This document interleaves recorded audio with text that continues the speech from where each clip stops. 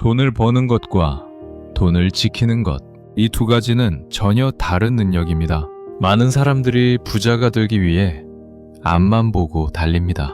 잠을 줄이고 리스크를 감수하며 치열하게 경쟁합니다.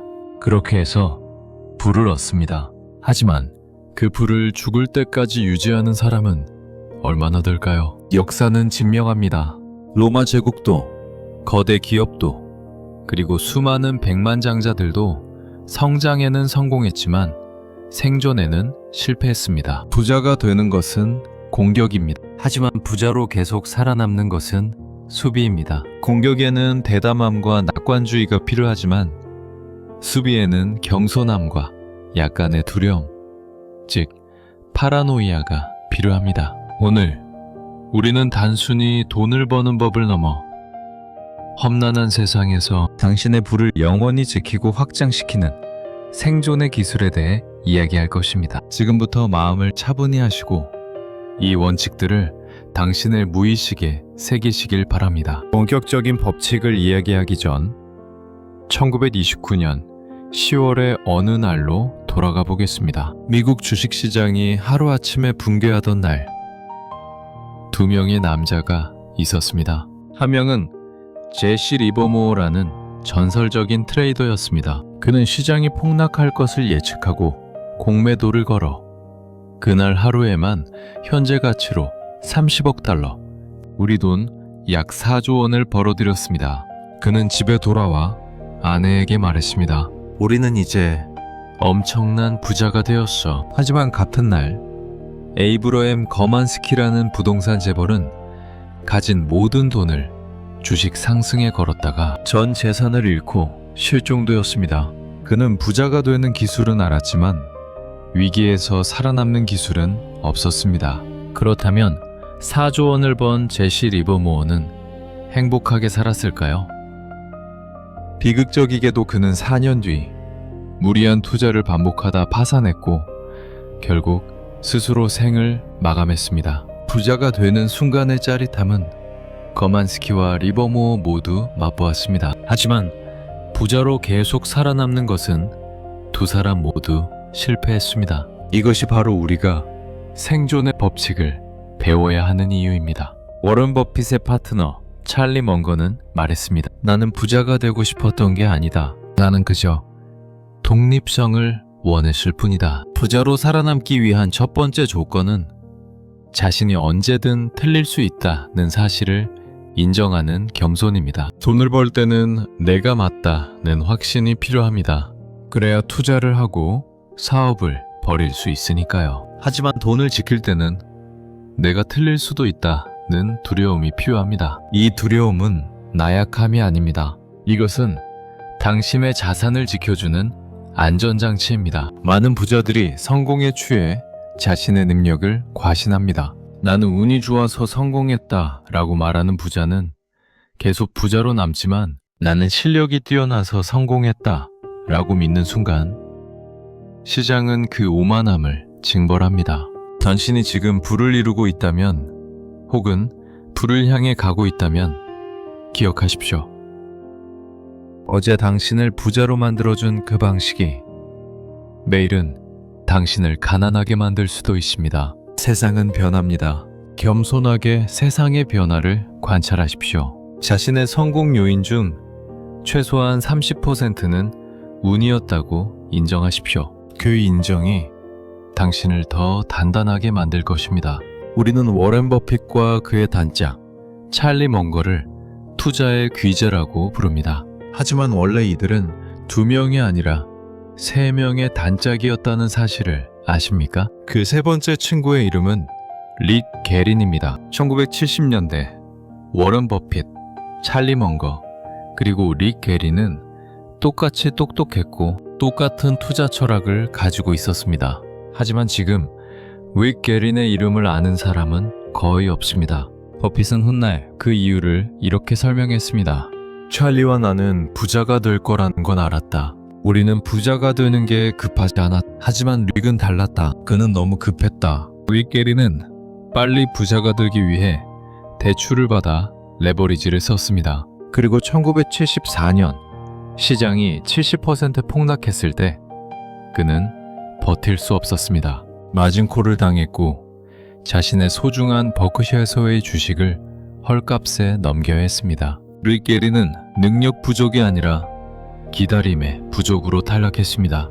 복리의 마법은 지루함을 견디는 자에게만 허락된 신의 선물입니다.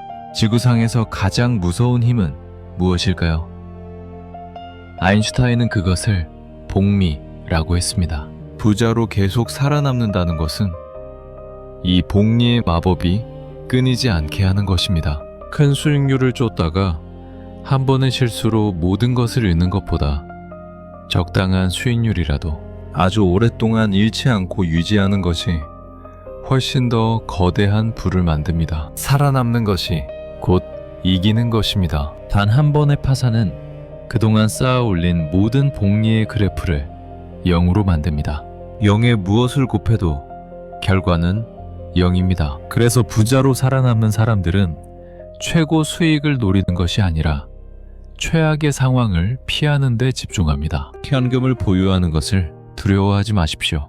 현금은 인플레이션에 의해 가치가 떨어지지만 위기의 순간에 당신을 생존하게 해주는 산소통과 같습니다. 남들이 모두 탐욕에 눈이 멀어 달려들 때 한 발짝 물러서서 관망할 수 있는 여유, 그것이 바로 복리를 지키는 힘입니다. 불안 무엇일까요?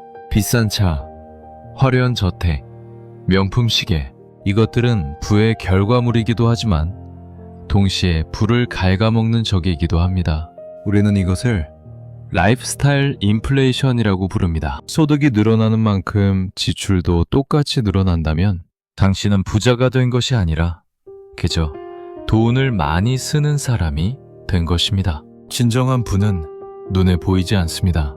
남들이 보지 못하는 통장 잔고, 주식 계좌, 부동산 자산, 쓰지 않고 남겨진 소득이 바로 부입니다. 미국 역사상 가장 부유했던 가문 중 하나인 벤더빌트 가문을 보십시오. 코넬리어스 벤더빌트는 철도 사업으로 막대한 부를 쌓았습니다. 당시 그의 재산은 미국 전체 통화량의 무려 10%에 달했다고 합니다. 상상이 가시나요? 하지만 그가 죽고 불과 50년 후 벤더빌트 가문의 후손 중 백만장자는 단 한 명도 남지 않았습니다. 1973년 가문의 120명이 모인 가족 모임에서 백만장자는 0명이었습니다. 그 막대한 돈은 다 어디로 갔을까요?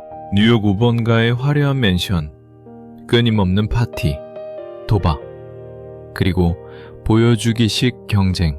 그들은 부를 유지하는 대신 부자처럼 보이는 것에 모든 것을 쏟아부었습니다. 할아버지가 평생을 바쳐 쌓은 성을 손자들은 단 몇십 년 만에 파티장으로 바꿔버린 것입니다. 이것은 먼 옛날의 이야기가 아닙니다. 당신이 소비를 통제하지 못한다면 당신의 자산도 벤더빌트 가문의 운명과 다르지 않을 것입니다. 사람들은 당신이 페라리를 몰고 지나갈 때 당신을 존경하는 것이 아니라 그 페라리에 앉아있는 자신을 상상하며 부러워할 뿐입니다.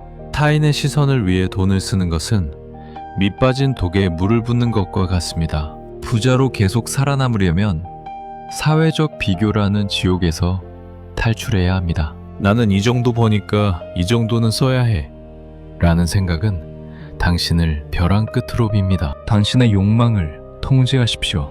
가장 큰 배당금은 돈이 아니라 매 시간을 내 마음대로 쓸 수 있는 자유에서 나옵니다. 물건은 사지 말고 자유를 사십시오. 당신이 부자가 되면 주변 풍경이 바뀝니다. 특히 사람이 바뀝니다.